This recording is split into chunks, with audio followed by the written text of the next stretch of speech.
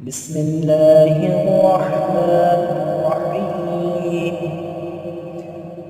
الله قال واتقوا يوما ترجعون فيه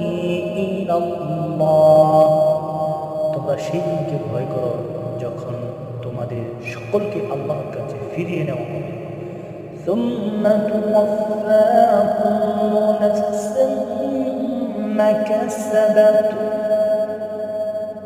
অতঃপর প্রত্যেক ব্যক্তিকে পরিপূর্ণরূপে দেওয়া হবে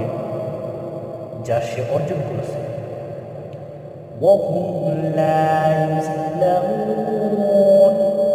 আর তাদের প্রতি কোনো